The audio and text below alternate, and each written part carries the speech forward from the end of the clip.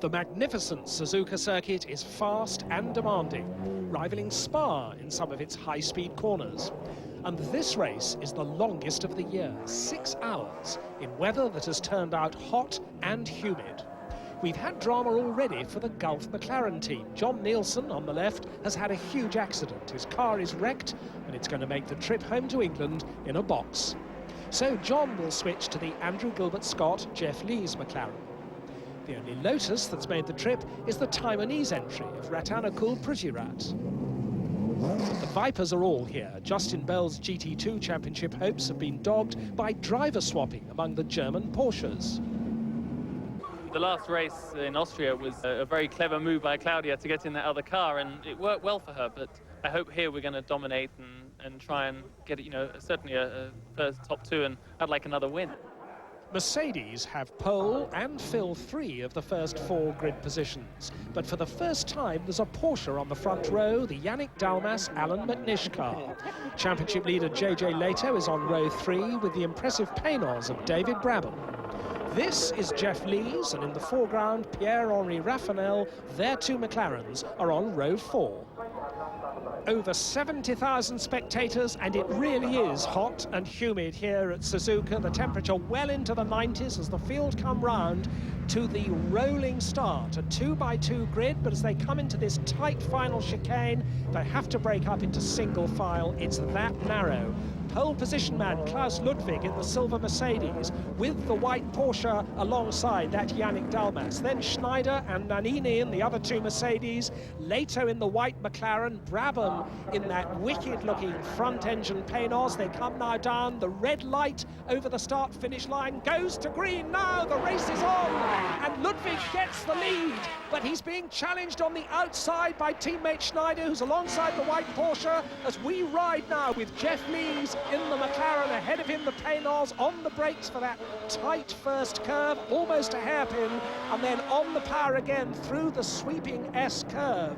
And it's Ludwig pulling away from Dalmas. Schneider and Nannini are 3rd and 4th. Then it's JJ Leto, the championship leader in the white McLaren, ahead of David Brabham going well in the Panoz. Then the 2 Gulf McLarens, the blue and orange cars. Jeff Lees just ahead of Pierre-Henri Raffanel. In 9th place, the pink car. That is another McLaren, the privately entered Japanese entry. Eric Bernard is 10th in the Dams Panoz as they go sweeping down towards the tight hairpin under the bridge, which takes them underneath this figure-of-8 circuit, underneath the back straight, now down to the hairpin.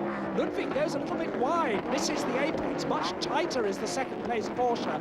Bernd Schneider in 3rd place, pushing up behind the Porsche, trying the outside as they go up the sweeping right-hander away from the hairpin. Mercedes in 4th place, that's Nannini.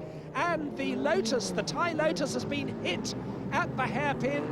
Jérôme Poliquin, the French driver, he is halted across the curves. I can't see from here who hit him, but there's a car on fire. There's a car going round, well alight, as we ride with Justin Bell in the Viper, and that car ahead of him on his right is well on fire. It's one of the Saab Toyotas. It's Tatsuya Tanigawa trying to get back to the pits, but that car is well aflame, and I think he ought to stop. He's not stopping, he's driving on. The car is fully on fire at the back.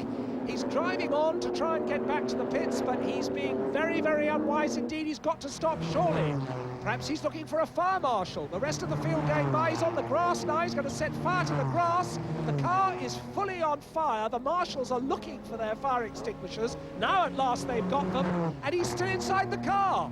The car now, black smoke as they get the fire extinguisher onto that car. Now the fire is getting, I think, under control. Yes, the fire marshal's working on it. Amazingly, one of the fire marshals has a T-shirt on, which is somewhat unwise. The Taiwanese Lotus has made it back to the pit. And meanwhile, we've got Mercedes 1 and 2. Bernd Schneider has got past the Yannick Dalmas Porsche and is immediately back onto the tail of his teammate Klaus Ludwig, who leads. Ludwig 1, Schneider 2. There is the Porsche in third place, Yannick Dalmas, and he's under pressure from the third Mercedes in fourth place. That's Alessandro Nannini. And Nannini challenging now. Nannini looking at the outside as they come away from the chicane onto the start-finish straight. He's in front. He knows he's ahead. It's Mercedes 1, 2, 3 already here in Japan. Porsche 4 with Yannick Dalmas down in fourth place. Then it's the McLaren of championship leader JJ Leto fifth. The David Brabham Panoz still going excellently well in sixth place. And news of that Saab Toyota, the fire there, you see it, is out, and we understand that Tanigawa did happily get out of that car. He is unhurt. The Japanese McLaren having an early pit stop. They're doing something to the front of the car, changing the front tyres by the look of things.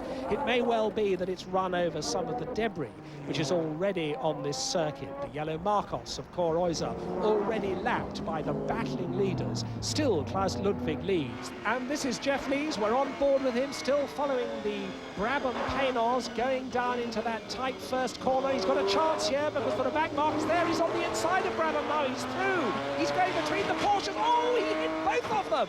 He squeezed between the two Porsches. Look at his mirror. Look at the white mirror on the right of your picture. It's come off and it's flapping around, banging against the front side window. But Jeff Lees has got by. Here once more, the Mercedes. Red mirrors leads. That's Ludwig. Yellow mirrors in second place. That's Schneider. And blue mirrors in third place, Alessandro Nannini. Mercedes 1, 2, 3. But Jeff Lees has now got a broken front right-hand window. Look at the mirror, flapping around at speeds of up to 200 miles an hour. Now in GT2, Philippe Gache is leading in that Viper, white with the thick blue stripes, the unmistakable V10 Viper, and lapping him, the fourth place battle. Yannick Dalmas goes by in the Porsche, and there is the McLaren, the white McLaren with red mirrors. That is JJ Leto, the championship leader, in fifth place, and he is now right up with Yannick Dalmas. So battles going on behind this leading trio of Mercedes-Benzes, and the Parabolica McLaren's going very slowly. That's the British entered yellow McLaren creeping out of the pits. It's just made a stop. Gary Ailes at the wheel. He's got his hazard flashes going to warn the others that he's not going at the proper speed. There, the Parabolica team talking to the Schnitzer BMW guys for some advice. No doubt, and we've got a new leader. Yellow mirrors ahead of red mirrors. Bernd Schneider, the king of the Mercedes GT team. Their current bet for the World Championship has now gone slingshotting by Klaus Ludwig, and we've got fire in the pits. That's the French entered Panoz, and the fire, in fact, seems to be behind the car. I think the refueling rig has caught fire. Eric Bernard in the crash helmet out of the car. That's the driver. He's safe and well. And they've now got the fire extinguishers there as we see the Dalmas Porsche spin off. So disaster has been averted in the pits. The routine stops beginning now. That's Jeff Lees bringing in the Gulf McLaren. It's the one with the broken window. I wonder if they can do anything about that. John Nielsen ready to get in. Nielsen gets in. Jeff Lees is out. It's ferociously hot inside these cars' cockpits today. They've got some dry ice ready, which they're going to put into a container in the car, and that will feed the cool suit that the driver wears to try and keep him cool. There's JJ Leto cooling down after his hot stint. He's handed over to his fellow championship leader, the British driver Steve Soper. There's Michael Caine of the Gulf team, impatient because Nielsen can't start his car. They can't get the Gulf, but oh, now it started. Window taped up, and John Nielsen gets back into the race after a long stop. Alex Wurz now taken over from Schneider in the leading Mercedes. Bernd Maylander in the Ludwig Mercedes in second place. And Marcel Tiemens taken over from Alessandro Nannini, their third. Steve Soper fourth, ahead of the Rafael Gunnar Olofsson Gulf McLaren. The Yannick Dalmas Alan McNish Porsche is in seventh place after that spin. They did get restarted. And Perry McCarthy's taken over the Panoz from David Brabham. He is in eighth place. Meanwhile, Ailes has got the McLaren back to the pits. There's co-driver Stefan Johansson. So what's the trouble? We've had some terrible problems because in the free practice we had a drive shaft go, and then we had an exhaust failure, and then I had brake failure in qualifying, and now we've got an electrical problem. So yeah, it's very unusual because normally the car is very good, very reliable. We can run it all day long. It's not a problem. So it must have just caught up with us, I guess.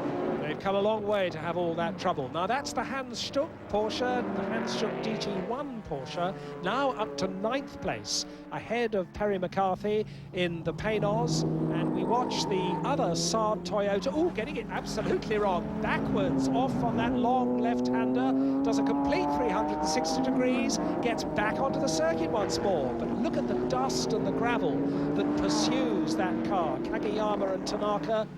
And as Alessandro Nannini watches in the pits, his Mercedes, now co-driven by Marcel Thiemann, is right up on the tail of leader Alexander Wurz and pushing hard, and Wurz has got a problem. Sparks coming from the back of Wurz's car. Wurz is off.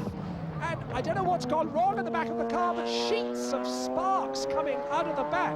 Alexander Wurz drives on. The rear suspension looks as though it's collapsed. And he's still driving on. He's back on the circuit. Thiemann has gone off into the lead. And Alexander Wurz is nursing that car, which clearly has had some sort of breakage at the back. There's smoke and sparks coming from the rear bodywork, but he's pressing on at still a fair old rate to get that car back to the pits. And the leader now, Marcel Thiemann and Alessandro Nannini in their Mercedes-Benz. Twitching as he goes through that left-hander. The Mercedes-Benz mechanics are ready and waiting. Now the car comes in. Marcel Thiemann leads. Alexander Wurz brings that car into the pits now. Up it goes on its hydraulic inbuilt jacks, and the mechanics swarm over the back of the car. It's going to be very hot in there. Lots of sparks and smoke were coming up from the rear bodywork. And of course, this is a blow for Bernd Schneider. Remember, he is the challenger for Mercedes-Benz for the championship title. So Marcel Thiemann leads. The Ludwig Mailander car is in 2nd place. And now up into 3rd comes Steve Soper and JJ Leto. Wurz takes the Mercedes out of the pits, its rear suspension repaired, it's lost 3 laps, it's now down in 10th place. Still Mercedes 1-2, McLaren 3-4, as the Mercedes pit plot their strategy. Meanwhile, in GT2, this car, driven by the Englishman Robert Nairn, is in 2nd place in that category. Justin Bell and Tommy Archer are 4th. That's Claudia Hurtgen on the right, talking to her co-driver, Nee Amorim. Bruno Eichmann, the other driver of that car, is currently holding it in 3rd place in GT2.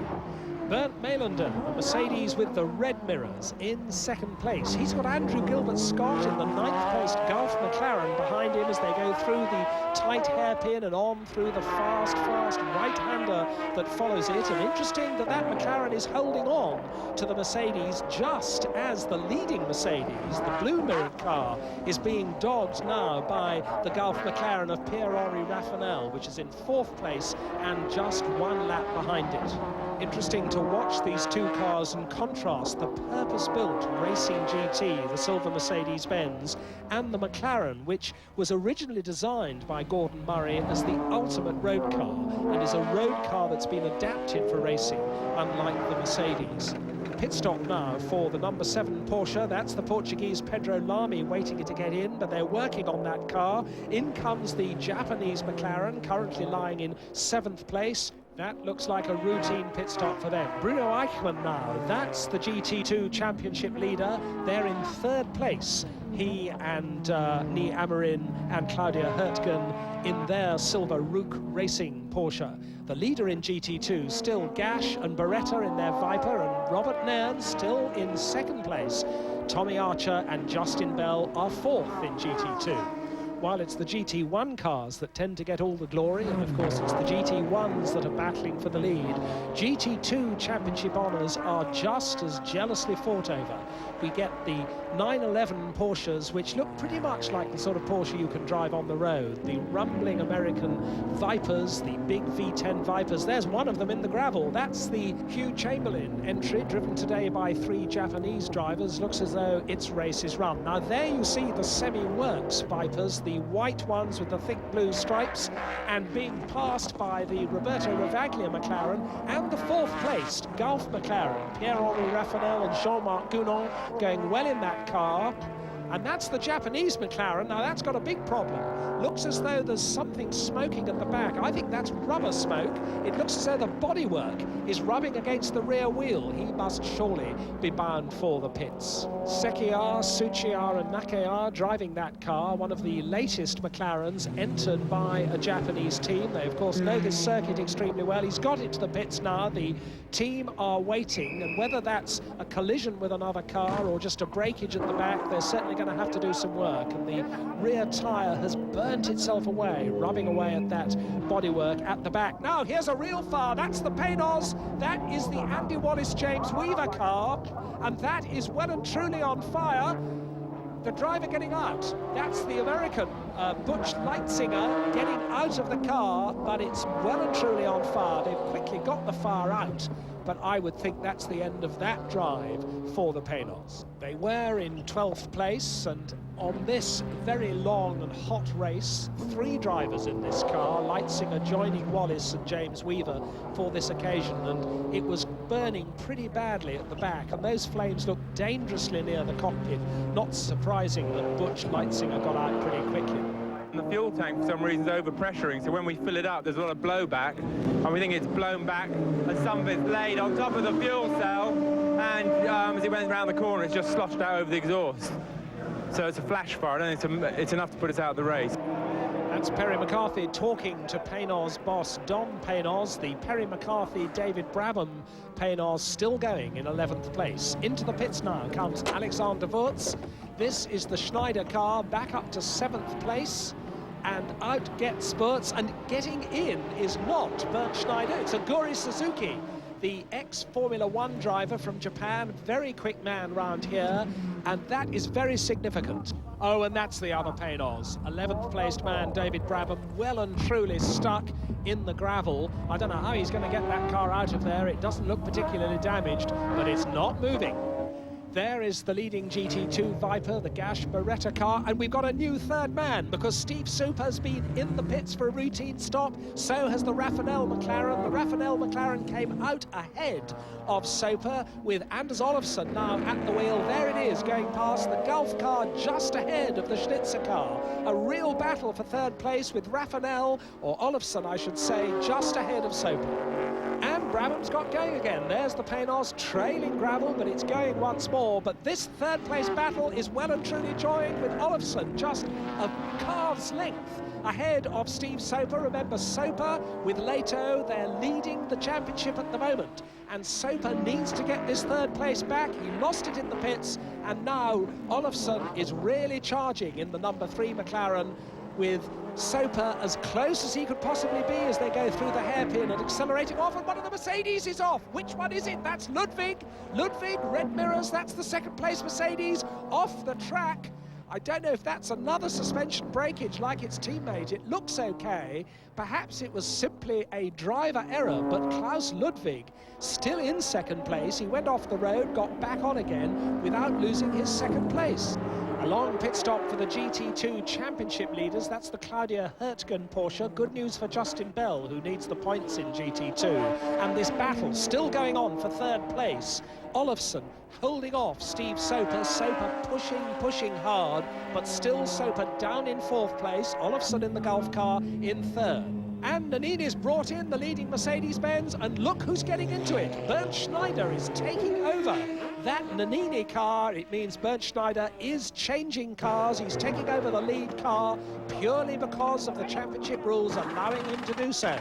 This is the Cox Ravaglia McLaren. It's got front-end damage, running just inside the top 10. The Silverstone winners have had a difficult race here today, but the significant point is that Bernd Schneider has taken over the leading car, as he's entitled to do by the rules, after his own car had had a delay earlier on with that suspension breakage. There's Charlie Lamb, who runs the Schnitzer BMW team, and he knows exactly what's going on. Not good news for Steve Soper and JJ Leto, who are still leading the Drivers' Championship.